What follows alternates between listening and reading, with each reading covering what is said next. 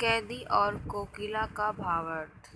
कवि ने कैदी और कोकिला कविता उस समय लिखी थी जब देश ब्रिटिश शासन के अधीन गुलामी के जंजीरों में जकड़ा हुआ था। वे खुद भी एक स्वतंत्रता सेनानी थे, जिस वजह से उन्हें कई बार जेल जाना पड़ा। जेल में रहने के दौरान वे इस बात से अवगत हुए कि जेल जाने के बाद स्वतंत्रता सेनानियों के साथ कितना दुर्व्यवहार होता है। इसी सोच को उस समय समस्त जनता के सामने लाने के लिए उन्होंने इस कविता की रचना की। अपनी इस कविता में कवि ने जेल में बंद एक स्वतंत्रता सेनानी के साथ साथ एक कोयल का वर्णन भी किया है। कविता में कवि हमें उस समय जेल में मिल रही यातनाओं के बारे में बता रहा है। कवि कैदी के अनुसार जहाँ पर चोर डाकुओं को रखा जाता है, वहाँ उन्हें स्वतंत्रता सेनानियों को रखा गया है। उन्हें भरपेट भोजन भी नसीब नहीं होता, ना वह रो सकते हैं और ना ही चैन की नींद सो सकते हैं। जेल में उन्हें बेड़ियाँ और हथकड़ियाँ पहन कर रहना पड़ता है। वहाँ उन्हें ना तो चैन से जीने दिया जाता है और ना ही चैन से मरने दिया जाता है। ऐसे में कवि चाहते हैं कि यह कोयल समस्त देशवासियों को मुक्ति का गीत सुनाए। कैदी और कोकिला कविता का व्याख्या। इस कविता में जेल में बंद स्वाधीनता सेनानी की व्यथा को दर्शाया गया है। कैदी कोयल से पूछता है कि वह क्या गाती है और बीच में चुप हो जाती है। कैदी यह जानना चाहता है कि कोयल किसका संदेश लेकर आई है। कवि ने जेल के माहौल का बड़ा सटीक वर्णन किया है। जेल डाकू चोर जैसे खतरनाक अपराधियों का बसेरा होता है। जेल में भरपेट भोजन भी नसीब नहीं होता है। वहाँ न जीने दिया जाता है और ना ही मरने दिया जाता है। जीवन की हर गतिविधि पर कड़ा पहरा लगा होता है। ऐसा लगता है जैसे शासन नहीं बल्कि अंधेरे का प्रभाव पड़ रहा हुआ है। रात इतनी बीत चुकी है कि अब चांद भी निराश हो करके जा चुका है।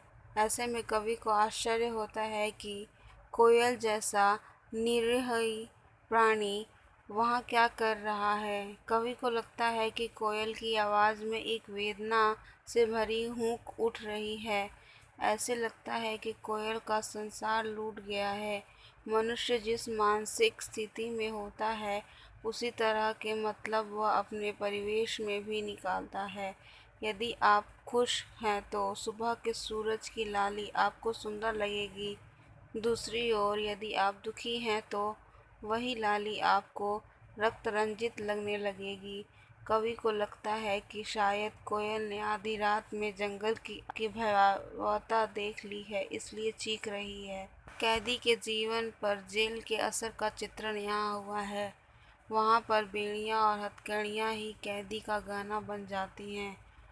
कोल्हू चलाने से जो चर-चुर की आवाज़ आती है, वही कैदी का जीवन गान बन जाती है। कोल्हू के डंडे पर कैदियों की उंगलियों के निशान इस तरह पड़ गए हैं जैसे उस पर गाने उकेरे दिए गए हों। कवि को लगता है कि जुआ खींचकर वह अंग्रेजों को अकड़ कर कुआं साफ करा रहा है। दिन में शायद करुणा को जागने का समय नहीं मिल पाया होगा, इसलिए रात में वह कोयल के रूप में कैदियों का ठाठ बांधने आई है। यहाँ पर कवि को लगता है कि कोयल चुपचाप विद्रोह के बीज बो रही है। मनुष्य की एक असीम क्षमता होती है और वो है कठिन से कठिन परिस्थिति में भी उम्मीद की किरण देखने की। कवि को यहाँ पर कोयल के गाने में उम्मीद की किरण दिख रही है। यहाँ पर जेल की हर चीज़ को कालिमा लिए बताया गया है। काला रंग हमारे यहाँ दुख और बुरी भावना का प्रतीक होता है। उस कालिमापन में जब पहरे का बिगुल बजता है तो वह गाली के समान लगता है। कवि का मानना है कि कोयल अपना मधुर संगीत उस काले संकट के सागर पर बेकार खर्च कर रही है। कवि को लगता है कि कोयल अपनी जान देने को आमादा है। यहाँ पर एक गुलाम और एक आज़ाद जिंदगी का अंतर दिखाया गया है। यह बताया गया है कि इनमें ज़मीन आसमान का अंतर है। जहाँ एक चिड़िया खुले नभ में घूमने को स्वच्छंद है, वहीं एक कैदी को 10 फुट की छोटी सी जगह में रहना पड़ता है। लोग कोयल के गाने की प्रशंसा करते हैं, वहीं एक कैदी के लिए रोना भी मना है। इस विषमता को देखकर कवि का मन अंदर तक हिल जाता है। कवि कहता है कि कोयल की पुकार पर वह कुछ भी करने को तैयार है। मोहन का अर्थ है मोहनदास करमचंद गांधी। कवि चाहता है कि जेल के बाहर जो भी आज़ाद प्राणी मिले, कोयल के द्वारा उसमें गुलामी के खिलाफ लड़ने की जान फूंक दे।